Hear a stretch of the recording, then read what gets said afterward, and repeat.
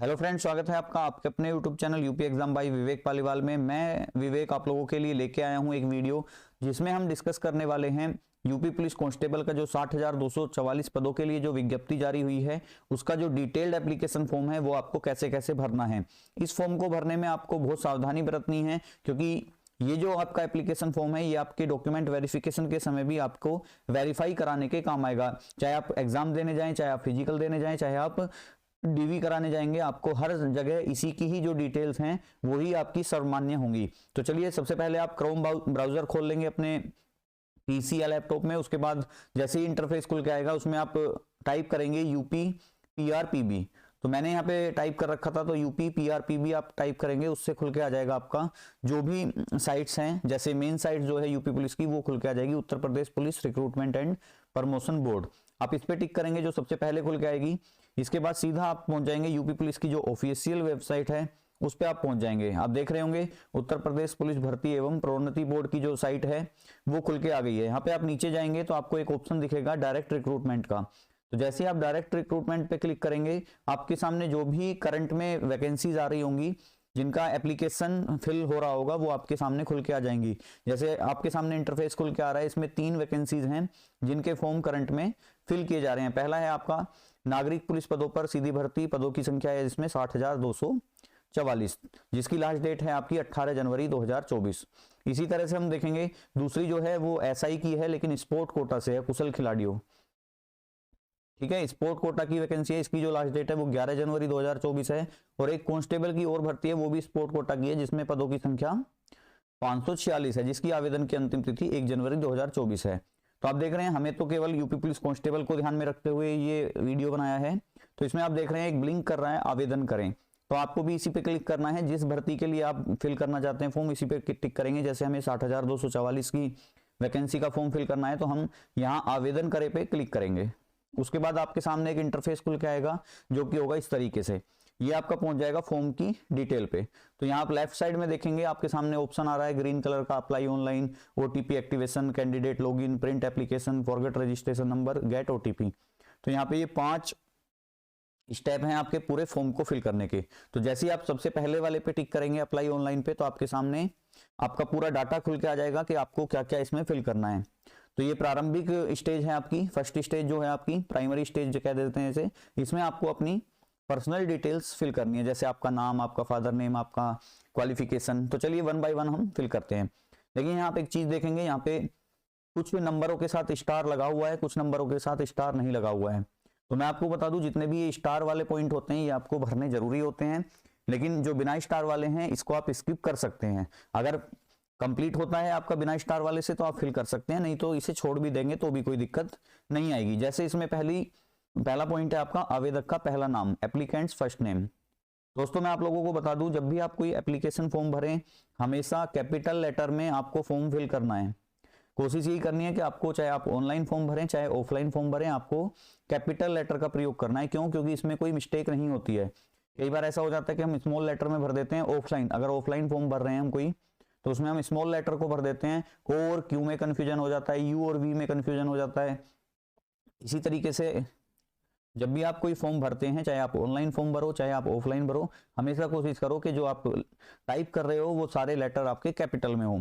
तो सबसे पहले उसने दिया है आवेदक का पहला नाम, जैसे कि मैं अपने नाम से ही फिल कर देता हूँ इस फॉर्म को। मैं आपको बता दूं मैं इस फॉर्म के लिए एलिजिबल नहीं हूँ, कि जो मेरी डेट ऑफ बर्थ है वो काफी पहले की है, मतलब जो 1825 जनरल की जो एज है मैं उससे बाहर हूं। तो मैं इसमें रैंडम कोई भी डेट ऑफ बर्थ डाल दूंगा। ये केवल मैंने आपकी जानकारी के लिए ये फॉर्म फिल किया है, ना कि अपने लिए। ठीक है, तो मैं कोई भी रैंडम डेट डालूंगा इसमें जब डेट ऑफ बर्थ की बात आएगी। तो सबसे पहले आवेदक का पहला नाम तो हम डाल देंगे, अपना नाम डाल देते हैं VIVEK। उसके बाद अंतिम नाम अगर आपका कोई है तो आप डाल देंगे, नहीं तो आप छोड़ देंगे इसे। फिर उसने कहा है कि आवेदक का पूरा नाम भी फिल करना है, तो VIVEK स्पेस जरूर देना है। देखिए जब भी आप फर्स्ट नेम और लास्ट नेम डालते हैं तो उसमें आपको स्पेस जरूर देना है, PALIWL। उसके बाद जन्म तिथि मैंने बताया था कि मैं इस फॉर्म के लिए एलिजिबल नहीं हूं, लेकिन मैं इसमें डेट ऑफ बर्थ डाल देता हूं 2002। उसके बाद सबसे पहले आपको ईयर सेलेक्ट करना है, फिर आप मंथ सेलेक्ट करेंगे और उसके बाद आप डेट सेलेक्ट करेंगे। जैसे मैंने कर दिया 15 अगस्त 2002। चलिए फादर नेम डाल देते हैं। फादर नेम कंप्लीट एक बार में ही डालना है आपको, तो स्पेस जरूर देंगे फर्स्ट नेम और लास्ट नेम के बीच में। चलिए मदर नेम डाल देंगे अब। तो मदर नेम में भी अगर फर्स्ट नेम और लास्ट नेम है तो आप बीच में स्पेस जरूर देंगे। उसके बाद आ जाता है जेंडर। जेंडर में आप मेल फीमेल जो भी हैं आप अपने अकॉर्डिंग भर देंगे। जैसे कि मैं मेल हूं तो मैंने यहाँ पे मेल भर दिया है। उसके बाद मोबाइल नंबर आप अपना सही से फिल करेंगे, क्योंकि मोबाइल नंबर पे ही सारी जानकारी शेयर की जाती है। कोई भी नेक्स्ट स्टेप होगा, आपको कॉल आएगी अगर, या फिर आपको नेक्स्ट स्टेज के लिए जो भी चीजें होंगी वो आपके मोबाइल नंबर और ईमेल आईडी पे ही शेयर की जाती हैं विभाग द्वारा। तो आप इसको ध्यानपूर्वक भरें और बार बार अपना मोबाइल नंबर चेंज ना करें, क्योंकि मोबाइल नंबर चेंज कर देंगे तो फिर आपके पास इंफॉर्मेशन नहीं आएगी, उससे दिक्कत हो सकती है। तो मोबाइल नंबर डाल दिया। देखो आधार नंबर कोई कंपलसरी नहीं है तो आप स्किप कर सकते हैं इसे। उसके बाद ईमेल आईडी है तो ईमेल आईडी भी आप ध्यान से भरेंगे, क्योंकि जो भी स्टेप होगा या जो भी इंफॉर्मेशन बोर्ड द्वारा शेयर की जाएगी वो आपकी इसी रजिस्टर्ड ईमेल आईडी पे की जाती है। तो इसे भी वेरीफाई करना है, दोबारा से डालनी है ये कंफर्म ईमेल आईडी में। दोबारा से हम इसे ही फिल कर देंगे। यहाँ तक हमारी जो बेसिक डिटेल्स हैं वो फिल हो गई हैं। नेशनलिटी यानी कि राष्ट्रीयता हम भारत से ही हैं, तो हम सबसे पहले इंडियन ही यहाँ पे आएगा, तो और कोई यहाँ पे ऑप्शन आएगा भी नहीं। तो यहाँ पे हमारी जो बेसिक डिटेल्स हैं, पर्सनल डिटेल्स जितनी भी थी वो हमारी फिल हो चुकी हैं। अब नेक्स्ट जो अदर इन्फॉर्मेशन है, क्या आप उत्तर प्रदेश के मूल निवासी हैं? तो यदि आप उत्तर प्रदेश से ही ये फॉर्म भर रहे हैं तो आप यस करेंगे। अगर उत्तर प्रदेश से बाहर किसी स्टेट या यूटी से फॉर्म भर रहे हैं तो आप इसमें नो कर देंगे। तो जैसे मैं उत्तर प्रदेश का ही रहने वाला हूँ तो मैं यहाँ पे यस कर दूंगा। उसके बाद आ रहा है कि आप SC ST OBC EWS DFF ESM HG श्रेणी के अंतर्गत आरक्षण और आयु में छूट लाभ प्राप्त करना चाहते हैं। तो अगर आप इसमें लाभ प्राप्त कर रहे हैं या कोई छूट लेना चाहते हैं तो आप इसमें यस करेंगे, अदरवाइज नो कर देंगे। SC यानी कि schedule caste, ST schedule tribes, OBC other backward caste, EWS economic weaker section होता है, DFF dependent of freedom fighter, ESM यहाँ पे एक्स सर्विसमैन के लिए है, वो HG जो है आपका वो होम गार्ड्स के लिए है। तो अगर आप इस किसी भी कैटेगरी में आते हैं तो यहाँ पे यस करेंगे, अदरवाइज नो कर देंगे। जैसे मेरा तो नो है तो मैंने यहाँ पे नो कर दिया। आपको यहाँ पे ग्रहचंद, अगर आप यस करेंगे तो देखो आपको यहाँ पे उसकी डिटेल भी भरनी होगी। जैसे कि ये खुल के आ जाएगा। अगर मैं यस करता हूँ यहाँ पे, तो मूल निवास प्रमाण पत्र निर्गत करने वाला उत्तर प्रदेश राज्य का प्राधिकारी, तो यहाँ पे डोमिसाइल आपसे मांगा जाएगा यहाँ पे, ठीक है। उसके बाद आपका मूल निवास प्रमाण पत्र निर्गत करने की तिथि, मूल निवास प्रमाण पत्र, क्रम संख्या। तो यहाँ पे 3 चीजें ये फिल करी जाएंगी अगर आप इसमें से किसी चीज का छूट या रिलैक्सेशन पाते हैं। तो बाकी नो कर देंगे अगर आप UR से फॉर्म भर रहे हैं। अब गृह जनपद में आप अपने जो भी डिस्ट्रिक्ट है, जैसे आप यूपी के रहने वाले हैं तो आप यूपी से डालेंगे, अदर स्टेट के हैं तो उसका गृह जनपद आपका आ जाएगा। जैसे मैं यूपी में गाजियाबाद जिले से बिलोंग करता हूं तो मैंने यहाँ पे गाजियाबाद सेलेक्ट कर दिया है। उसके बाद आपकी कैटेगरी आ जाएगी। कैटेगरी क्योंकि मैंने रिलैक्सेशन को फ्री कर दिया था, नो कर दिया था, तो क्योंकि अब जब रिलैक्सेशन नहीं है तो केवल UR कैटेगरी ही बचती है यहाँ पे, ठीक है। अगर हम यहाँ पे कोई और सेलेक्ट करेंगे तो फिर उसके बाद यहाँ पे और चीजें भी खुल के आ जाएंगी। देखिए मैं अगर यहाँ पे यस कर देता हूँ तो कैटेगरी में देखिए यहाँ पे कितनी सारी चीजें SC ST OBC EWS सब खुल के आ जाएगा। तो फिर आपको यहाँ पे डिटेल और भी भरनी पड़ेगी। क्या आप भूतपूर्व सैनिक हैं, क्या आप होमगार्ड में न्यूनतम 3 वर्ष की सेवा कर चुके हैं, क्या आप उत्तर प्रदेश राज्य सरकार के कर्मचारी हैं। तो इसके लिए सब आपको डिटेल भरनी पड़ेगी। लेकिन अगर मैं यहाँ पे रिलैक्सेशन में नो कर देता हूँ तो ये सारी चीजें आपकी बंद हो जाएंगी। तो मूल निवासी हैं, क्या आप SC ST नो हो जाएगा। गृह जनपद मैंने बताया था कौन सा आ जाएगा आपका, गाजियाबाद। कैटेगरी केवल जनरल रह जाएगी आपकी। यहाँ पे अदर इन्फॉर्मेशन फिल हो गई। अब यहाँ पे बात आएगी आपकी एजुकेशन क्वालिफिकेशन की। जो तीसरा स्टेप आएगा इसमें वो आएगा एजुकेशनल क्वालिफिकेशन। तो आप जब यूपी पुलिस का फॉर्म भर रहे हैं तो कम से कम आपको 12th पास होना कंपलसरी है। तो सबसे पहले आपको इसमें हाई स्कूल की अपनी डिटेल डालनी है। जैसे आपको बोर्ड का नाम, जिस बोर्ड से आपने हाई स्कूल पास किया, जैसे यूपी बोर्ड हो सकता है, CBSE बोर्ड हो सकता है, ICSE बोर्ड हो सकता है, या आप अदर स्टेट के हैं तो आपका स्टेट बोर्ड हो सकता है। जैसे मैंने यूपी बोर्ड से ही एजुकेशनल क्वालिफिकेशन की है, मैंने अपनी हाई स्कूल इंटर मेरी दोनों ही यूपी बोर्ड से हैं, तो मैं यहाँ पे डाल दूंगा यूपी बोर्ड। आप अपने अकॉर्डिंग फिल कर सकते हैं। उसके बाद उत्तीर्ण करने का महीना तथा वर्ष यानी कि month and year of passing, जो भी आपकी मार्कशीट पे पासिंग ईयर लिखा हुआ है वो आप फिल करेंगे यहाँ पे। जैसे मैं यहाँ पे फिल कर देता हूँ 2017 या 2018, क्योंकि मैंने बताया था कि मैं इस फॉर्म को केवल आपको समझाने के लिए भर रहा हूँ, ये मेरा डिटेल फॉर्म नहीं है। तो मैं इसमें रैंडम कुछ भी डाल सकता हूँ। तो यहाँ पे मंथ में डाल देता हूँ जुलाई 2018। आपकी जो मार्कशीट होगी उस पर ये डेट लिखी होगी, उसके अकॉर्डिंग आप फिल कर देंगे। परिणाम स्थिति सिंपल है, अगर आप फॉर्म भर रहे हैं तो आप पास ही होगे। रोल नंबर आपकी मार्कशीट पे लिखा रहता है, जैसे मैं यहाँ पे रैंडम कोई भी नंबर डाल दूंगा। प्रमाण पत्र, ये भी आपके सर्टिफिकेट जो होते हैं आपके हाई स्कूल इंटर के, उन पे सर्टिफिकेट नंबर या फिर मार्कशीट सीरियल नंबर लिखा रहता है।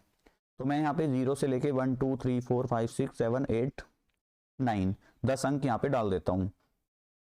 उसके बाद इंटरमीडिएट की डिटेल आप डालेंगे ठीक से। तो बोर्ड मेरा यूपी बोर्ड था, और जो डेट होगी वो मैं इसमें डाल देता हूँ 2020। ये आपकी हो जाएगी अगस्त 2020 या जुलाई 2020 में इसमें डाल देता हूँ। उसके बाद ये भी पास होगा, क्योंकि अगर आप फॉर्म भर रहे हैं तो आप पास तो होगे। रैंडम मैं रोल नंबर डाल देता हूँ, आपको ध्यान से डालना है। ये हो गई हमारी एजुकेशनल क्वालिफिकेशन, केवल हाई स्कूल और इंटरमीडिएट की ही क्वालिफिकेशन इसमें मांगी गई हैं।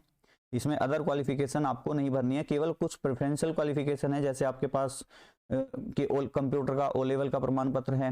देखिए अगर आपके पास ये है तो आप यस करेंगे, अगर आपके पास नहीं है तो आप नो कर देंगे। इससे क्या होता है कि कभी जब फाइनल मेरिट बनती है उसमें 2 बच्चों के या 2 कैंडिडेट के अगर मार्क्स हैं, जो भाई एग्जाम में आपने मार्क्स गेन किए हैं, वो अगर सेम हो जाते हैं तो उन्हें प्रेफरेंशियल, जो भी आपकी प्रेफरेंशियल क्वालिफिकेशन होती है उनके आधार पे प्रेफरेंस दी जाती है। तो इसे अगर आपके पास है तो फिल करेंगे, नहीं है तो आप नो कर देंगे। जैसे मेरे पास इनमें से कोई सा नहीं है तो मैंने तीनों के लिए नो कर दिया है। अगर आपके पास कोई है, जैसे लास्ट वाला है, क्योंकि बच्चों के पास एनसीसी का तो लगभग मोस्टली होता ही है, तो अगर आपके पास एनसीसी का बी सर्टिफिकेट है तो आप उसमें यस कर देंगे, नहीं है तो नो कर देंगे। चलिए उसके बाद आ जाती है एड्रेस।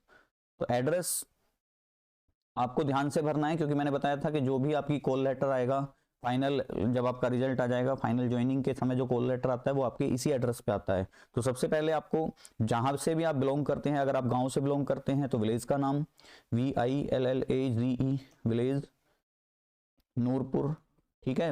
अगर मेरा गांव नूरपुर है तो मैंने नूरपुर फिल कर दिया है।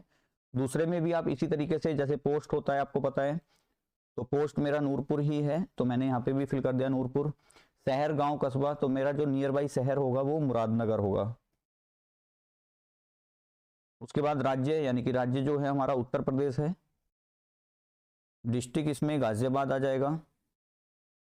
पिन कोड भी आपको ध्यान से भरना है, कई बार ऐसा हो जाता है कि भाई थोड़ा बहुत अगर हम एड्रेस में दिक्कत कर देते हैं तो पिन कोड से वो चीज़ें पता चल जाती है, क्योंकि अलग अलग एरिया का अलग अलग पिन कोड होता है। तो ये जो था मेरा कोरस्पॉन्डेंस एड्रेस था। अगर आपका पत्राचार का पता या कोरस्पॉन्डेंस एड्रेस और परमानेंट एड्रेस सेम है तो आप इस चेक बॉक्स पे टिक कर देंगे, अदरवाइज आपको ये भी फिल करना पड़ेगा। जैसे मेरा तो सेम है तो मैं यहाँ पे टिक कर दूंगा, तो ये कॉपी होके सेम टू सेम यहाँ पे आ जाएगा।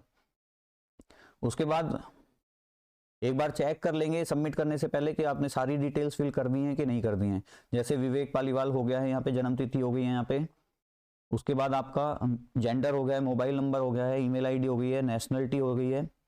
वैसे अगर आप नहीं भी फिल करा होगा और कोई छूट जाएगा तो आपका जो फॉर्म है वो आगे नहीं जाएगा। यहाँ पे यस नो यस गाजियाबाद हो चुका है सब। यहाँ पे मैंने एजुकेशनल क्वालिफिकेशन फिल कर दी है और प्रेफरेंशियल क्वालिफिकेशन में भी मैंने सब चीज़ें ओके कर दी हैं। तो यहाँ पे मैं प्रीव्यू एंड सबमिट वाले ऑप्शन पे टिक कर दूंगा। फिर से यहाँ पे ऐसी डिटेल आएगी, फिर से आपको ये दोबारा से पढ़ना है। तो ये सारी चीज़ें हमने फिल कर दी थी, मैंने पहले ही चेक कर लिया था। तो अब हम क्या करेंगे, नीचे जाएंगे स्क्रॉल करते हुए और यहाँ पे एक डिक्लेरेशन आएगा जिसमें आपको चेक बॉक्स पे टिक करना होगा। कि आप ये पहले पढ़ेंगे ध्यान से, जितने भी चेक बॉक्स हैं यहाँ पे आपको सब पे टिक कर देना है एक एक करके। आप पढ़ लेंगे पहले तो इन्हें, फिर उसके बाद टिक करेंगे। कोई भी डिक्लेरेशन हो पहले उसे ध्यान से पढ़ना चाहिए, उसके बाद ही आपको टिक करना है। फिर यहाँ पे कैप्चा कोड आएगा, कैप्चा कोड को आपको यहाँ पे फिल कर देना है 64F8। जैसे आप कैप्चा कोड फिल करोगे यहाँ पे submit and next OTP activation वाला ऑप्शन आ जाएगा, तो वहां पे आप टिक करेंगे तो आपका जो फॉर्म है वो नेक्स्ट स्टेज पे चला जाएगा। तो यहाँ हमने अपना फर्स्ट स्टेप कंप्लीट कर लिया है। उसके बाद जो आपका सेकंड स्टेप होगा वो होगा आपका एक्टिवेट थ्रू OTP। तो जैसे ही आप इसे सबमिट करोगे आपके जो मोबाइल नंबर होगा रजिस्टर्ड मोबाइल नंबर जो होगा उस पर आप तुरंत एक मैसेज मिल जाएगा और उसी पे आपका OTP आ जाएगा और वहीं पे जाके आप इसे टिक करेंगे एक्टिवेट थ्रू OTP। तो यहाँ पे पंजीकरण संख्या आपको डालनी है अपनी, जो भी आपका रजिस्टर्ड मोबाइल